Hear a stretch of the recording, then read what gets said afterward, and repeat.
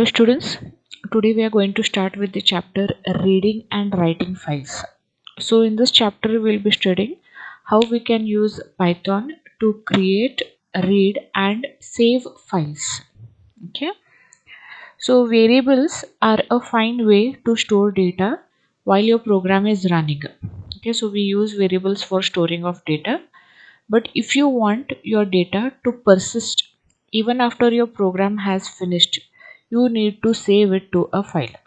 Okay, so variables store data while the program is running. Okay, but if you want to store that data as well as the program, then you need it to save to a files. Okay, so you have to save those programs in files. Okay, you can think of a file's content as a single string value. You can think of a file's content as a single string value, potentially gigabytes in size. Okay, so whatever will be there in the files, you can think them as a single string value, and their size will be in terms of gigabytes. So in this chapter, you will be learning how to use Python to create, read, as well as save the files on the hard drive. Okay, so we'll be seeing how Python will be help us to creating of the file, reading of the file, and well as saving it on the hard drive. Hard drive such as C drive, E drive, F drive. Okay, so different types of drives are available in your computer. So we can save our files in those drives. Under that, the first topic, files and file paths. Okay, so we'll be seeing what is a file and what is the file paths. A file has two key properties. A file has two key properties. What are they? A file name. Okay, a file name usually written as one word. Usually written as a one word, and a path. So a file will be having a file name and a path as to where it is stored. That file name you can store it as anything, program 1, P1, okay, document 1, anything. Okay, and it will be having an extension dot after that one extension will be there. That dot will be telling us whether it is a PDF file, Word file, Notepad, or it is an HTML file, it is a Python file. What type of file it is, that will be mentioned after the dot. Okay, the path specifies the location of a file on the computer. Okay, so the path will be telling us where it is stored. In a D drive it is stored, in D drive one more folder is there, in that folder it is stored, or where it is stored. So where that file is there, that will come to know in terms of path, and where paths are separated by forward slashes. Okay, forward or backward slashes. For example, there is a file on my Windows 7 laptop. Okay, in the author's file computer. For example, there is a file on my Windows 7 laptop with the file name projects.docs. Okay, so project.docs. In the path C drive. In C drive it is in users folder. In users it is in acewizard, and in acewizard folder you have documents. Okay, so this projects.docx which is there, it is stored in these folders. So this will tell us the path. Okay, the part of the file name, the part of the file name after the last period is called the file's extension and tells you a file's type. That means period is the dot operator. After the dot operator, whatever you find after the file name, that is says what type of file it is. Here it is a normal document, Word document. Docx is a Word document, whether it is a Word document, or whether it is a PPT, or whether it is a PDF, okay, or whether it is a JPEG file. You will always come to know after it's by seeing its extension. What is an extension? The file name which is after the dot or the period symbol, which they say.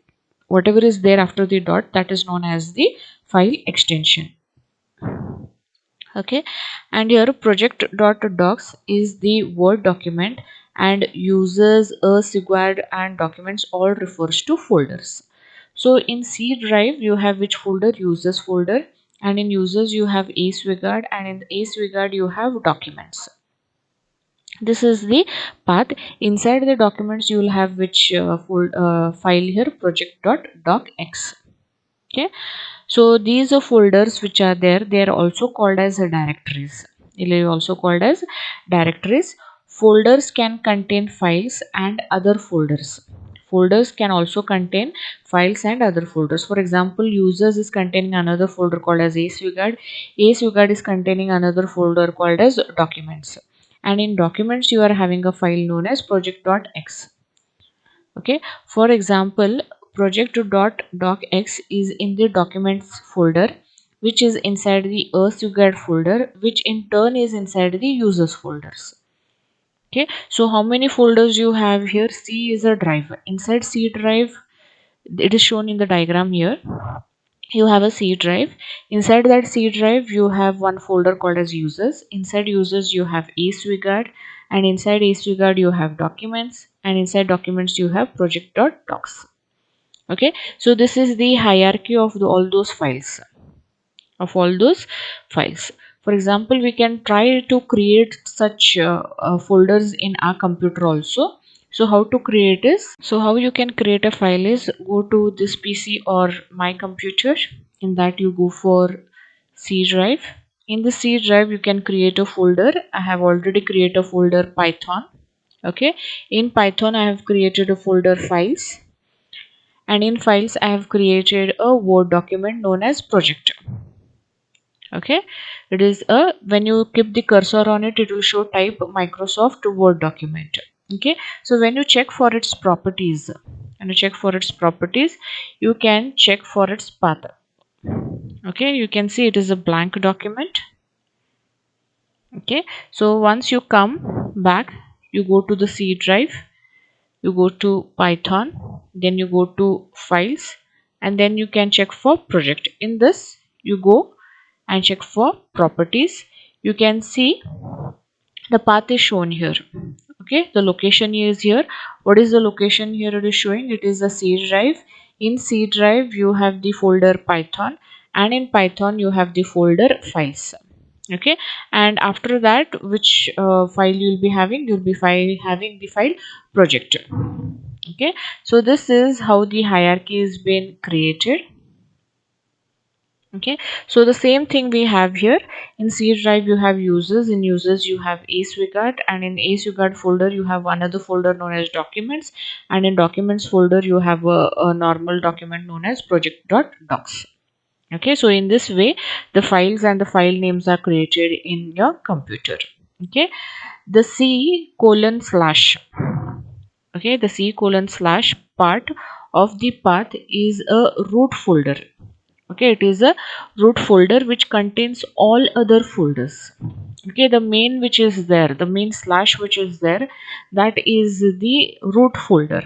After C drive, what you find after C colon, the slash which is there, it is a root folder which contains all other folders. On Windows, the root folder is named as C colon slash and is also called the C drive. On Windows we call it as C drive, on Windows operating system. On OS X and Linux, the root folder is front slash. On OS X and Linux, the root folder is front slash. So on some operating system it is front slash, and on other operating system it is backslash. In this book, I'll be using the Windows style root folder. Okay, in this book, we'll be following the Windows style root folder, which is a C colon backslash. If you are entering the interactive shell examples on OS X or Linux, enter slash instead. If you are using OS X or Linux, you have to use only front slash. Okay, but if you are using Windows, you have to go for C colon backslash. Okay, additional volumes such as DVD drive or USB thumb drive will appear differently on different operating systems. Okay, apart from the drives, you will have additional volumes such as DVD drive or USB drive thumb will appear differently on different operating systems. On Windows, they appear as new lettered root drives such as D drive, E drive. Okay, these are the additional volumes. On OS X, they appear as new folders under the volumes folder. On Linux, they appear as new folders under the MNT mount folder. Also note that while folder names and file names are not case sensitive on Windows and OS X, they are case sensitive on Linux. Okay, case sensitive means they are not case sensitive means uppercase and lowercase are the same in Windows operating system and OS X. Okay, but they will not be the same in Linux.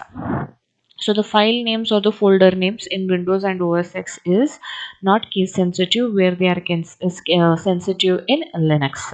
Okay, so this is what is files. Files will help us to store other folders, or it will be a normal file. Okay, a file can be stored in n number of folders. Those folders can also be known as a directory. Okay, a file will be having a path. Okay, path means a location as to where it is located, and all the folders are separated by what? They are separated by backslash. Okay, to create an hierarchy. So this was about the topic files and file paths.